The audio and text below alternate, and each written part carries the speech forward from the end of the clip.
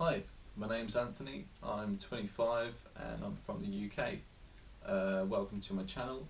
I've started this channel purely for a documentation really of my illness and my recovery, the things that I'm going to be doing, my progress, how I get on, my successes and my failures, just so I can help someone else really and help myself along the way. There's not much research being done into things like chronic fatigue syndrome, ME, Lyme disease, all these things that are taking people's lives away and they're just left to suffer. So I hope that I can get a lot of good messages across. You'll have to bear with me at times because one of the things that's been really affected is my brain, and it's it's a struggle for me to think. So I'll go into my symptoms first. Firstly, I'm suffering from excessive fatigue. Doesn't matter what I do, doesn't matter if I sleep 8-10 hours, you know, I'm constantly just in a daze, like I haven't slept for a week. I've just got like a hangover. I get headaches, very big headaches, that last for days, just pounding in my head. The main thing for me is brain fog. You know, you may think that brain fog is just, you know, when you can't really, you know, you walk into a room and you can't remember why you walked in, but you know, mine is much more intense than that. I don't think the word brain fog does it justice for a lot of people who are having serious brain, you know, dysfunction, really. It feels like I'm drunk all the time. It feels like I've been awake for a week and I have a hangover, and then someone's put a maths test in front of me constantly whilst I'm drunk, you know. And when I say drunk, I mean, you know, I'm visually, my spatial awareness is not really there. I'm having trouble walking, things that I'm doing when I cook, for instance. You know, I'm almost watching someone else cut my vegetables. It's so strange. I'm not able to watch television anymore because my brain just can't compute what the hell's going on. So yeah, so I'll start from the beginning. This is obviously my first video, so I want to get obviously the message across what I'm dealing with so far, what I've found out so far. I'll hopefully find out more and more along the way, and I'll take it as I get it. So I became sick on October the 4th. I was at work. It was a really normal day. It was quieter than most, to be honest. There was about 20 people in the restaurant, and I'm a barman, so we had the bar and the restaurant working together. Me and another girl, we were bossing it. We were doing as we do, and I was waiting for someone to come buy a drink, you know, twiddling my thumbs behind the bar, thinking about whatever, and suddenly I just felt really odd. I just felt really strange. It was almost like when you have a panic attack, but it wasn't a panic attack. I'll go into anxiety and things like that in another video because I think that's its own topic, but it was that feeling of, you know, your surroundings are getting a bit blurry. My breathing felt off. My head was hurting a little bit.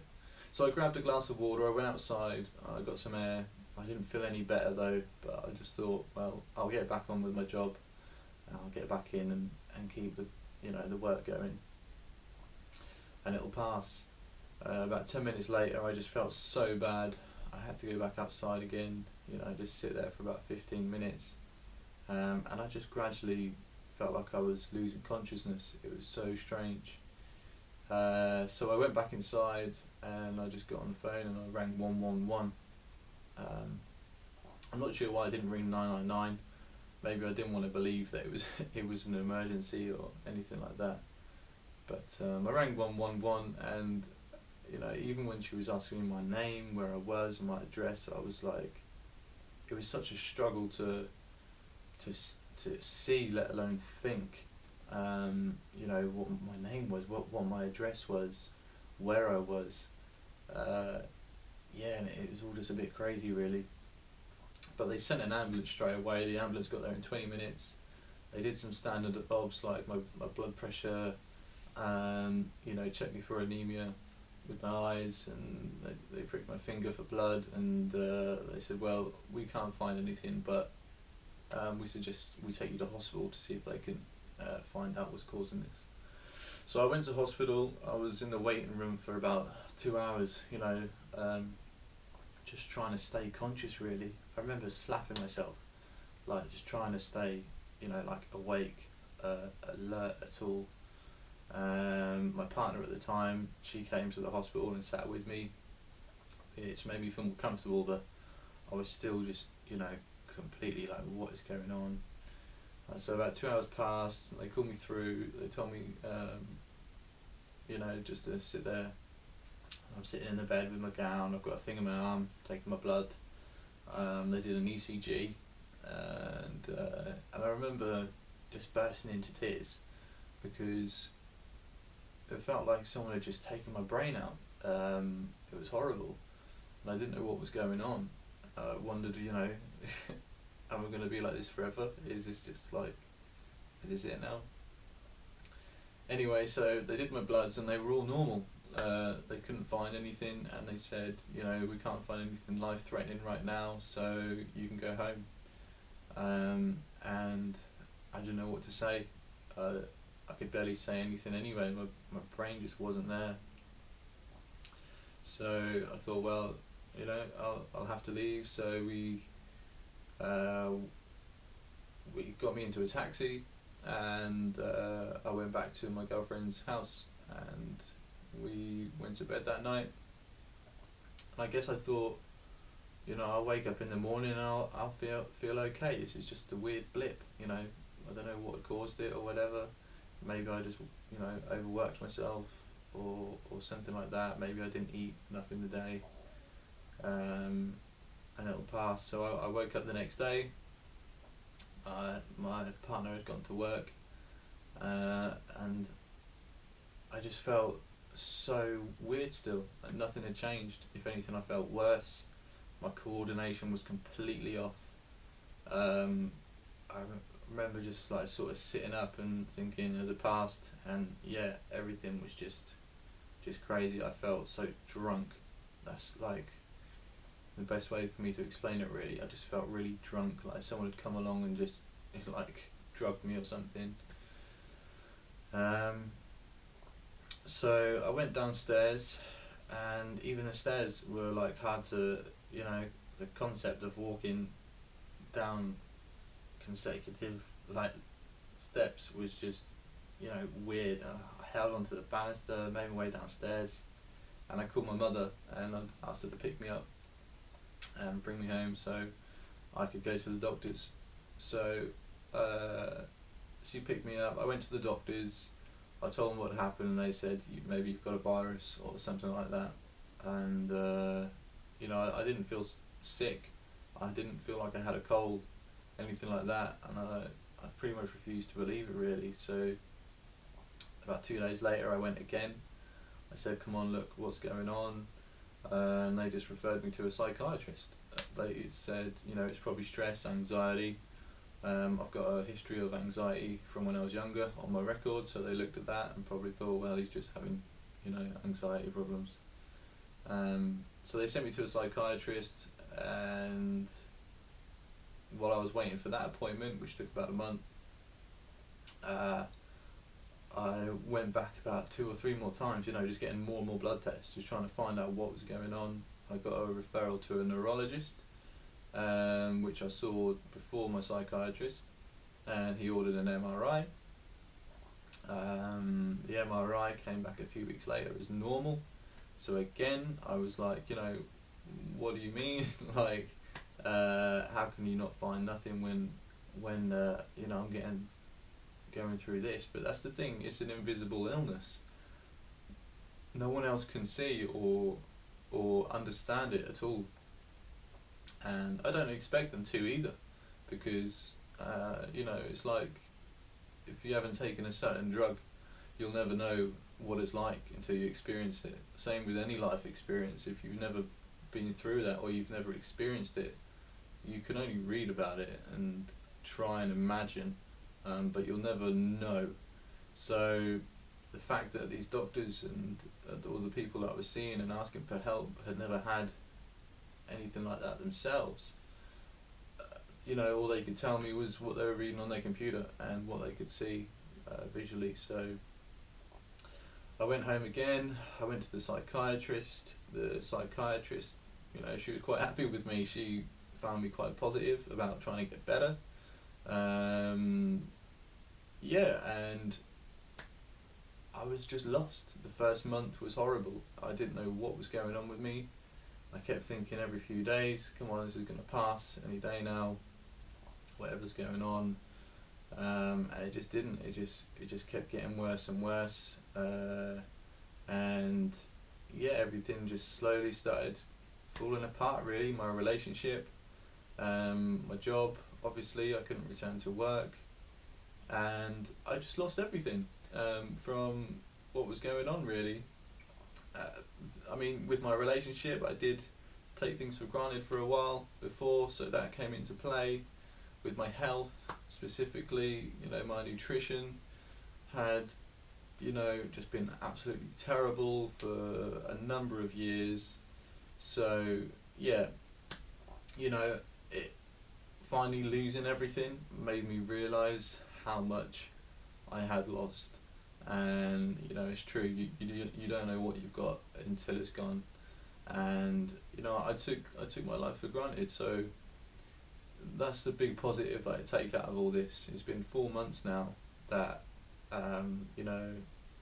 it's just got worse and worse, and I've finally just become pretty much bedbound. My mother had to bath me last week because I was just so weak and so out of it, with my brain, that I couldn't do anything for myself. I'm having a bit of a better week this week, but it just comes in waves, man. I never know what it's going to be like, and I just have to ride it out and accept that any day can be different. Not try to worry about the future experiences that I may have, or dwell on the past experiences that are making me think, I'm gonna have another bad day. I just have to be in the present moment and just ride it out each bit by bit, and just do what I can to keep researching and learning. So it's been 4 months. I've spent thousands of pounds now. I've spent about just over £2,000, maybe three, and that's on a nutritionist, that's on private tests, that's on supplements, different foods, anything I can to just try and get some sort of benefit. And it just kept getting worse and worse, no matter what I was doing, what I was taking. And some people have been doing this for years before me, not knowing what's going on. And I just feel lucky that I've always been on the internet. I'm a web designer as well, and I got most of my education from the internet from a young age. My attendance at school was 13%, but I was earning a little bit of money already online by the time I was 15. So I always sort of stuck with that. I became quite arrogant, really, with it, I guess. But it's been my biggest education. So I just went straight to that. What can I find out? I've lost everything. No one's helping me. No doctor is telling me anything other than chronic fatigue syndrome. What can I do? Well, straight away the word syndrome to me stuck out. Syndrome is caused by something. So what was causing it? What led to this point? So I started first with my mind. What have I done? What dominoes have come into effect that have led me to this point? And I looked at everything, and I still do. I still try and really delve into everything that's led me here, and I'm writing a journal, for instance, just really getting everything out that I can to work out this puzzle. And I think it's a lack of self-love over time. It's a lack of diet and looking after myself. It's a lack of looking after my relationships. and making sure that the people around me are good, because if I don't surround myself with positive energy, or make them, or help them be positive people, then I can only expect negativity back. So these are all things that I've realised again very recently that I let go of before, and it was very foolish of me, but I'm learning a massive lesson with this now, and I can only try and encourage others to look at themselves as well. Even if you are healthy now, if you sometimes think, I shouldn't be doing this, and it becomes more repetitive and more repetitive, then come on, you've got to do something, because I don't want anyone to end up like me. My life's been taken away from me, and I'm 25, and there's a chance I'll get it back, and I'm going to do everything I can to get it back, but it's going to take me a long time. And some people it takes years and years and years. So I have to just accept that each day is, I'm still alive, I still have a chance to recover. I've only been sick for 4 months, where some people don't even start questioning the doctors for 2-3 years. But I've got straight on it. I'm doing positive changes, I'm turning my life around, and I believe this is a journey that will serve me for the rest of my life. So very recently I did a test for Lyme disease in Germany, and the reason I did this is because I learned more and more about people who are having all the symptoms that I'm having. Chronic fatigue syndrome, MS-like symptoms, Parkinson-like symptoms. Sometimes my head will just shake from side to side, like for hours on end. Muscle twitching all over my body, migraines, blurry vision. I've been sick a few times, really bad guts. All these symptoms that I have, they correlate to Lyme disease. And I found this out through looking at other people's stories, watching other people's videos, and just seeing if anything, correlated to my experience, and it did. I've since joined a lot of forums, a lot of Facebook groups filled with people who are having these problems. Unfortunately, Lyme isn't something that can be fixed overnight. It's some people are trying to treat themselves for years before they get any remission. And the camera cut out, so I missed the last 10 minutes that I thought recorded, but I'll sum it up more. Some people go years and years just looking for a bit of remission. They try all these treatments, they're spending thousands and thousands of pounds, and I'm talking like hundreds of thousands of pounds, just to go to the States and get treatment for IV antibiotics that don't work. And yeah, but these are people that have had it a long time normally, and I feel lucky that I found it so quickly through my initiative of looking for an answer and deciding to get the test that I did. And yeah, I mean, I can only tell anyone else who's going through a similar thing, please look into everything. If your symptoms look like Lyme, then if you've got the money, get a test done for Lyme properly. I used Armin Labs in Germany, and they're going to be accredited pretty soon. So whilst an NHS doctor won't accept my diagnosis, it doesn't really matter to me, because they haven't helped me so far anyway, and I know if I'm going to get better, then I have to do it myself. That's just the truth. So I'm going to have to self-treat, because unfortunately I don't really have any money left. I'm just applying for benefits now, because obviously I'm unable to work, so that sucks.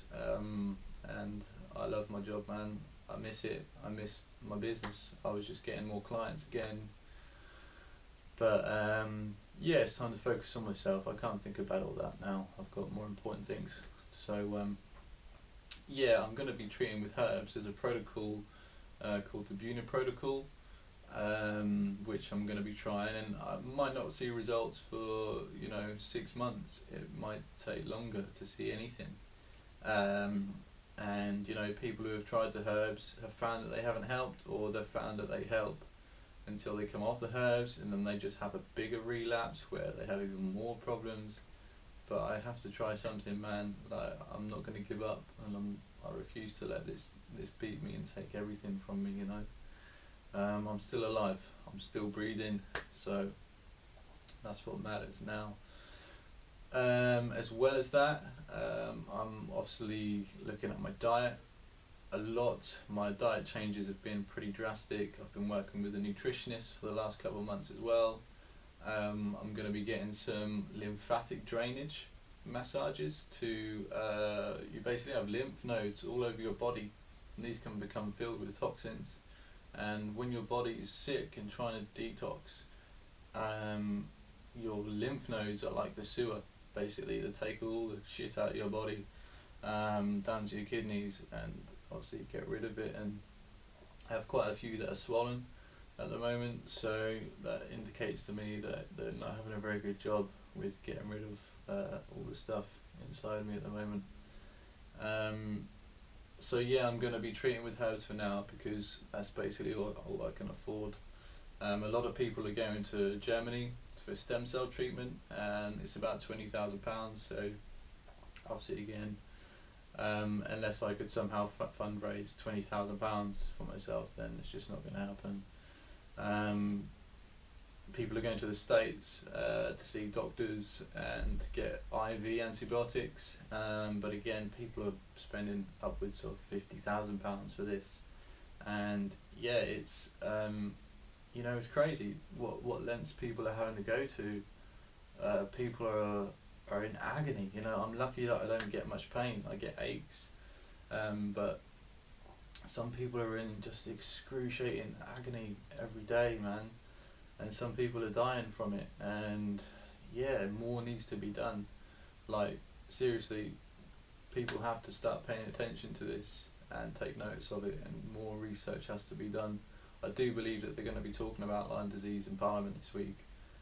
I doubt many people will turn up, as is always the case when something really important is going on, right? Yeah, but that's politics. And so yeah, it's going to be going to Parliament this week about Lyme disease. Hopefully something more will be done. Who knows? I know there's been 3 different reviews of the current sort of process of diagnosis and treatment, so that'll be good to see soon. If I don't feel like I'm having any success with the herbs, then my other option is another treatment I've looked into, which sounds crazy, but it's bee venom therapy, and that is the process of stinging myself along my spine with bees, because people have found that it has actually it's killed the bacteria and all the other infections that come with Lyme disease. That Lyme disease allows to, you know, stop being latent and become active, because it suppresses the immune system. It's helping with those things, and that's because bee venom therapy actually has 18 different properties in it. One of them, I believe, is melanin. I might not be pronouncing that right, but it's got a lot of natural antibiotics in it, antibacterial, antiviral. I'm not sure antifungal or not, but either way, you know, those 3 are enough to get good remission in a lot of people. And it's a long process as well. Any treatment for this is going to be long, and I have to accept that. That's just the truth. But this channel's for the long term as well. Even when I'm better, I want to help people. I want to help people who are going through this, man, who are going through a similar thing. It's absolutely awful. So anything that I can do going forward to help anyone else is good for me and them. So if I don't get on very well with the herbs, I'll try, obviously, bee venom therapy. In the meantime, I have a goal that I'd like to go to Cyprus, and Cyprus is much cheaper than the States and Germany. It's €6,000, and I got cut out again. I'm going to have to look into why this is happening, but yeah, any treatment is for the long term that I do. So whatever I go for, I'm going to have to, because I'm self-treating, I have to just accept that. I do have a goal to go to Cyprus for treatment, and that's something I'm going to try and raise money for through this channel.